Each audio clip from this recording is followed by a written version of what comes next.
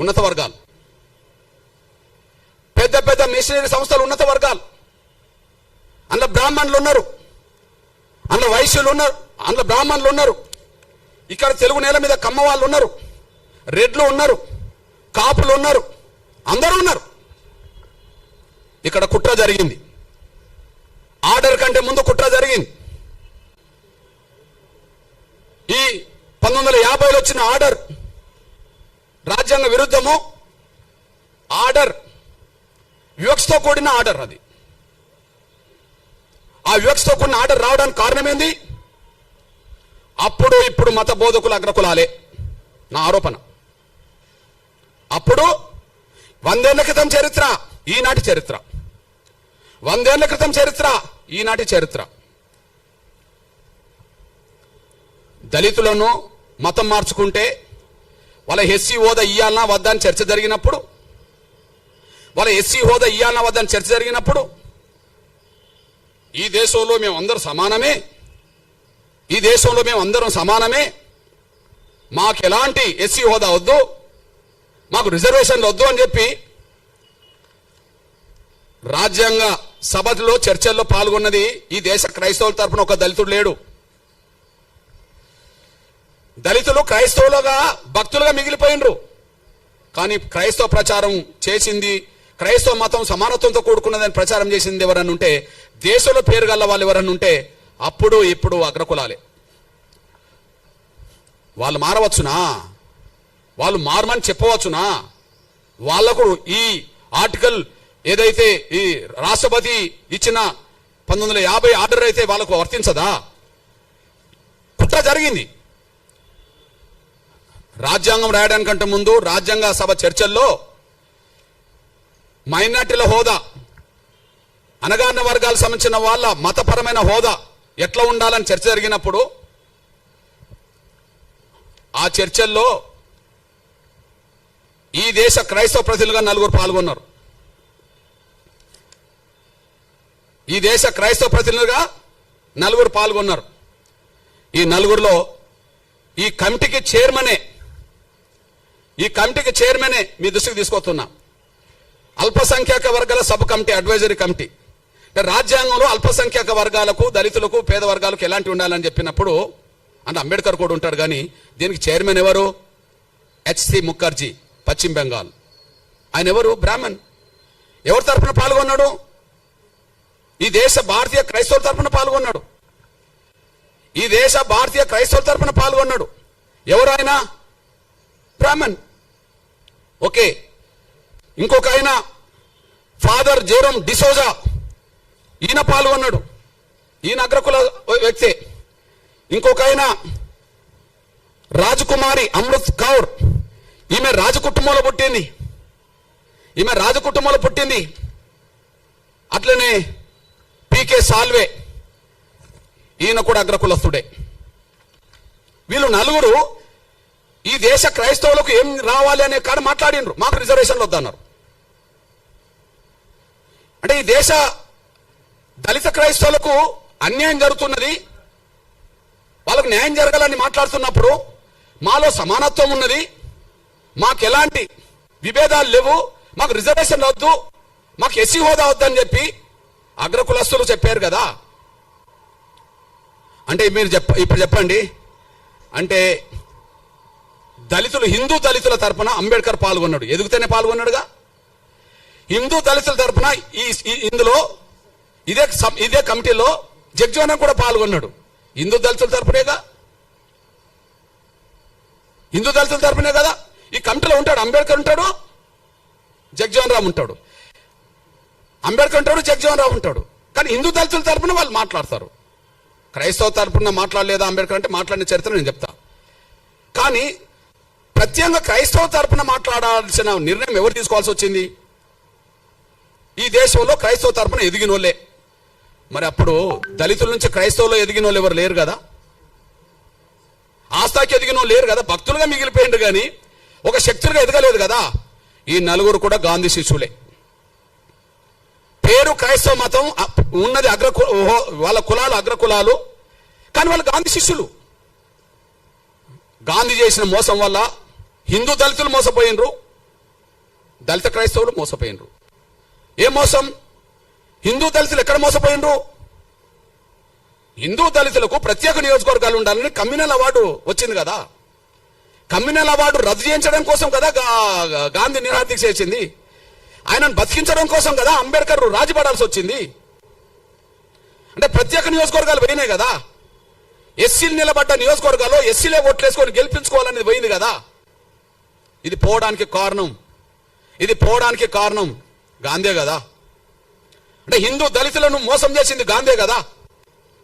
హిందూ దళితుల జీవితాలు అడ్డుకున్నది గాంధీ కదా. దళితులు క్రైస్తవ మతం తీసుకుంటే క్రైస్తవ మతం తీసుకున్న దళితులకు ఎస్సీ హోదా అవసరం లేదని చెప్పి మాట్లాడిచ్చింది కూడా అగ్రకులాల క్రైస్తవ పెద్దలతోటే కదా. వీళ్ళు ఈ నలుగురు గాంధీ శిష్యులే కదా. అంటే దళిత క్రైస్తవులకు ఆనాడు మోసం జరగడానికి, దళిత హిందువులకు మోసం చేయడానికి గాంధీ పన్నిన కుట్ర కారణం కదా. ఇది వాస్తవం కదా. ఇది వాస్తవమే కదా. అదే సమయంలో మీ అన్నగా చెప్తున్నా నేను, అంబేద్కర్ అభిప్రాయం మొదటి నుంచి నిర్దిష్టంగా ఉన్నది. అంబేద్కర్ అభిప్రాయం మొదటి, ఆయన హిందూ దళితుడుగానే పాల్గొన్నాడు ప్రతి చోట. ఆయన ఎన్నికలు నిలబడ్డా హిందూ దళితుడుగా నిలబడ్డాడు. రిజర్వేషన్ సీట్ల నుండి ఆయన ఎక్కడైనా హిందూగానే ఉన్నాడు. ఆయన బౌద్ధ మతం తీసుకున్నది ఎప్పుడు? అక్టోబర్ 14, 1956లో.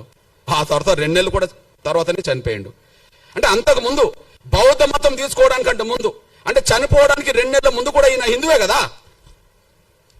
అంబేద్కర్ హిందువేనేగా, అఫీషియల్ గా హిందువునే కదా.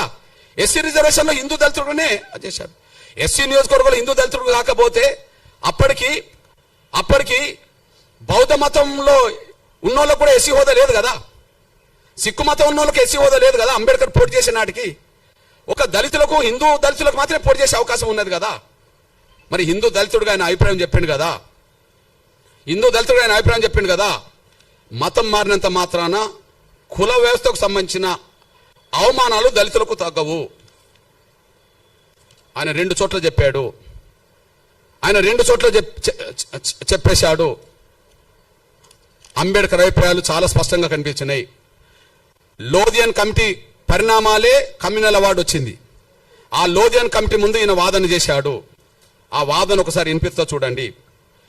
హిందూ మతం నుండి క్రైస్తవంలోకి మారిన వాళ్లకు గుర్తింపు రావచ్చునో రాదో కానీ సమాజం అతన్ని చూసే చూపులో మాత్రం మార్పు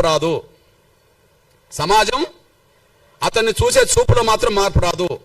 గ్రామాల్లో దళిత క్రైస్తవులు ఇప్పటికీ అస్పృశ్యులుగానే పరిగణించబడుతున్నారు. వారికి విడిగా శ్మశానాలు ఉంటాయి. ఇది ఎప్పటి మాట? 1932 కంటే ముందు మాట, కమ్యూనల్ అవార్డు కంటే ముందు మాట. అయితే అప్పుడు కూడా ఇట్లాంటి ఉన్నత వర్గాల క్రైస్తవ లీడర్లు మాకు అవసరం లేదన్నప్పుడు ఆయన డీసెంట్ నోట్ రాస్తాడు. మీ అభిప్రాయంతో నేను ఏకీభవించట్లేదు అని. మీ అభిప్రాయంతో ఏకీభవించట్లేదని చెప్పి లోధియన్ కమిటీ ముందు ఆయన డీసెంట్ నోట్ రాసి ఏమంటాడంటే, అస్పృశ్యతను కేవలం హిందూ మతానికి పరిమితం చేయకూడదు. అస్పృశ్యత వల్లే కలిగే సామాజిక వైకల్యం, సోషల్ డిజాబిలిటీ ఏ మతంలో ఉన్న వారికైనా వర్తిస్తుంది. కేవలం క్రైస్తవులనే ముద్ర వేసి వాళ్ళని అణగారిన వర్గాల జాబితా నుండి తొలగించడం అన్యాయము. వాళ్ళను అణగారిన వర్గాల జాబితా నుండి తొలగించడం అనేది అన్యాయము. ఇది ఎప్పుడు రాశాడు? ఆర్డర్ రాకముందే రాశాడు. 1950 ఆర్డర్. కానీ ఇది కమ్యూనల్ అవార్డు కంటే ముందు ఆయన డీసెంట్ నోట్ కూడా రాశాడు. దళితులు మతం మార్చుకుంటే వాళ్ళ ఎస్సీ హోదా రద్దు చేస్తామని మాట్లాడడం అనేది అది న్యాయం కాదు, అది మంచిది కాదని చెప్పి ఆయన స్పష్టం చేశాడు. అంతేకాకుండా చాలా సందర్భాల్లో ఆయన మాట్లాడాడు. రాజ్యాంగ సభలో కూడా మాట్లాడాడు. దళితులు ఏ మతం పుచ్చుకున్నా వాళ్ళు దళితులుగానే పరిగణించబడుతున్నారు. దానికి కారణం ఈ దేశ కుల వ్యవస్థ డామినేట్ చేస్తున్నది. ఈ దేశ కుల వ్యవస్థ ముందు మత విశ్వాసాలు కూడా వెనుకబడిపోతున్నాయి. మళ్ళీ చెప్తున్నా, ఈ దేశ కుల వ్యవస్థ ముందు మత విశ్వాసాలు కూడా వెనుకబడిపోతున్నాయి. మత విశ్వాసాల కంటే కుల వ్యవస్థకు ఉండబడే దాని మీదనే ఎక్కువ ప్రాధాన్యత ఉన్నది. కాబట్టి దళితులు ఏ మతం పుచ్చుకున్నా వాళ్ళు దళితులుగానే ఉంటారని చెప్పి ఆయన స్పష్టం చేశాడు. అంతేకాకుండా మీ అన్నగా ఒక విషయం గుర్తు చేస్తున్నా నేను. షోలాపూర్ సభలో ఎప్పుడు పెట్టిందంటే 1937లో పెట్టిండు. మతం మారడం వల్ల ఆత్మగౌరవం వస్తుందని ఆశించి చివరికి అటు ఆత్మగౌరవం దక్కక ఇటు లౌకికవాద రిజర్వేషన్ కోల్పోయి దళిత క్రైస్తవులు 2 పడవల మీద ప్రయాణం చేస్తున్నారని నేను అభివర్ణించారు. ఇటు హక్కులు పోయినాయి, ఇటు గౌరవం పోయింది. హక్కులు పోయినాయి, అటు గౌరవం పోయింది. దళిత క్రైస్తవులు అయినంత మాత్రాన ఉన్నత వర్గాల క్రైస్తవులలో పెట్టే సమాధుల కాడ వీళ్ళని పెడతారా?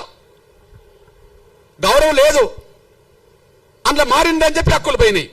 రెండిటికి చెడిపోయిండ్రు అని చెప్పి, రెండిటికి నష్టపోయిందని చెప్పి డాక్టర్ బాబాసాహెబ్ అంబేద్కర్ మాట్లాడిండు. ఇప్పుడు మీ అన్నగా చెప్తున్నా, మీకు లేటెస్ట్ ఉదాహరణ చెప్తున్నా. 100 ఏళ్ల క్రితం క్రైస్తవ వ్యవస్థ మీద 100 ఏళ్ల క్రితం ఉన్నత వర్గాల ప్రభావం ఉన్నది. వాళ్ళు ప్రచారకులు, వీళ్ళు భక్తులు, అంతే. వాళ్ళు ప్రచారకులు, వీళ్ళు భక్తులు. ఇప్పటికీ 100 ఏళ్ల తర్వాత చరిత్ర చెప్తున్నా నేను, పేర్లు 100 ఏళ్ల తర్వాత చరిత్ర చెప్తున్నా, వాళ్ళ పేర్లు. ఇప్పుడు చూడండి, చౌత ఈ తెలుగు నేలను క్రైస్తవ మత ప్రచారాన్ని 99% ప్రభావితం చేసే పెద్ద పెద్ద ఫాదర్ల పేరు, పాస్టర్ల పేరు, బ్రదర్స్ పేరు మీకు చదివి వినిపిస్తా. ఇలా ఒక్క దళితుడి పేరు చెప్తే నేను 100 ఏళ్ల క్రితం 4 పేరు చెప్పాను. 100 ఏళ్ల తర్వాత 10 మంది పేరు చెప్తా. ఒక్కసారి